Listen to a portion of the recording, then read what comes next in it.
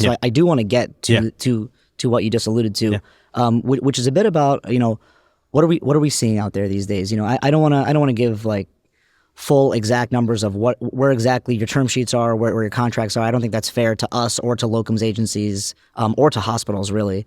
But the number one question I've gotten after this podcast, because people care about their future, is what makes this worth my time? Yeah. Essentially, what is the floor? So let's do two scenarios: high cost of living, metropolitan area and suburbs of that area, and then rural America.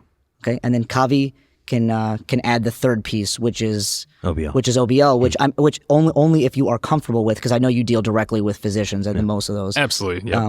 Vishal, if you want to talk a bit about rural hospital practices, like groups plus hospital, just a floor number would be helpful to our listeners. Yeah, I'll come out and say it. I mean, I think $3,000 a day is a pretty reasonable floor. Okay. And all inclusive. Yeah, meaning a 8 or 9 hour workday. I will tell you, some clients have tried to convince me that it's an 8 hour workday with a 1 hour lunch break, and I tell them politely to, I tell them politely alter that. Yeah, that doesn't. We all know that doesn't happen. Yes. I never get a lunch hour break, usually it's a 9 hour day. Yes. You can define that however you want to. Some groups have a swing shift or something like that, but you just define that however you want to. And I think that set core amount, 3,000 is pretty reasonable. Call pay, callback rates, weekend coverage. So this is, I think it depends on the volume, and whether you want to do a day by day pager fee to hold the pager,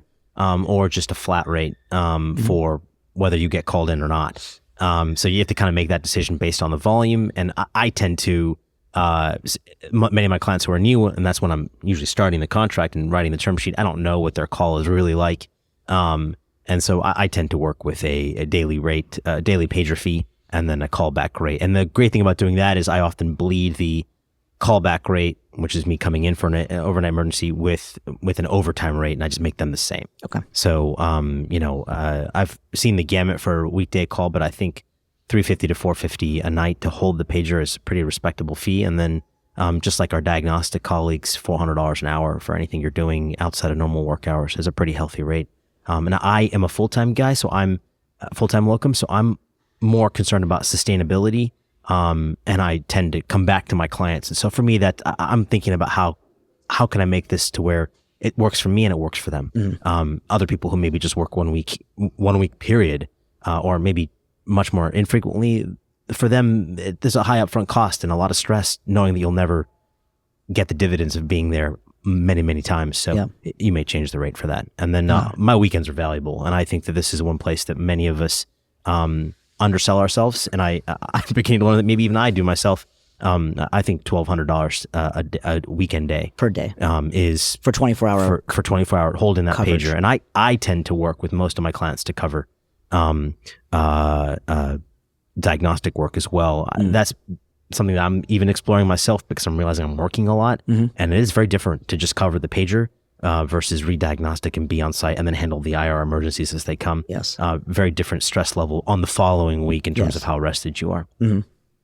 Kavi, anything to add? Yeah, I think with the hospital, actually, Vishal, you taught me a lot from the last podcast. I think, it really depends on the setting. I think if it's a diagnostic radiology group that contracts with a hospital that has IRs, that's different from if you're hospital employed.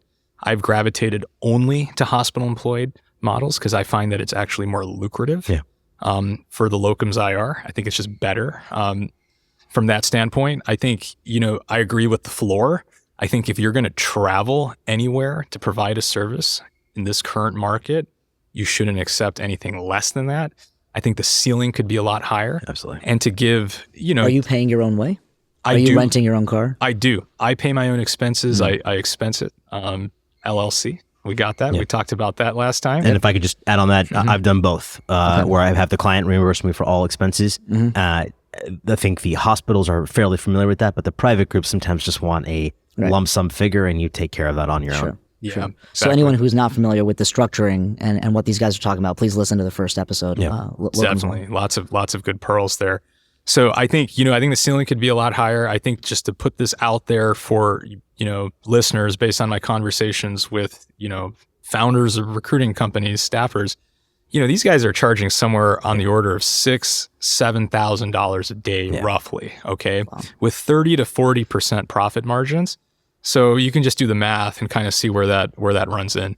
So there's an opportunity to have a ceiling that's significantly higher than the floor that we mentioned. It has to be the right setting. I think the OBL is a different game. I think for the OBL, it really depends on the types of cases you're doing, the types of setting you're in, and your geography and your payer mix. So to just put some hard numbers out there, I think for anybody interested in dialysis interventions, you're typically talking about larger corporate-like entities. You are going to have a hard time supporting a rate of greater than $3,000 a day. It's probably going to somewhere fall between 2 and 3. If you're working for vein clinics, it's probably going to be somewhere between the high 2s to the low 3s. If you're talking about embolizations or peripheral arterial disease, you're going to be talking a lot higher. Generally, you're going to want to come in at a floor of somewhere between, $2,500 and $3,500 a day. I usually make it $3,000. Then you can have, revenue that you generate above it, a percent of revenue. Typically, that figure should probably fall somewhere between 10 to 20%. So it just kind of depends on how busy you are. Yeah. This is, people want to know. This is really important and I'm stuff. glad that we're talking about it. And I thank you guys for being so transparent. I will say that I fall within all of these, and my contracts. I think that they're very fair. And from what I'm hearing from people who have reached out to me, this is exactly the content they want to hear. So I try not to get in the business of undercutting colleagues, particularly, for example, if I'm working at a private group, for example, that needs interventional radiology locums person. It doesn't make any sense for me to work for less than their own existing interventional radiologist, because ultimately I'm demeaning their value. Right. It'll come back and bite them.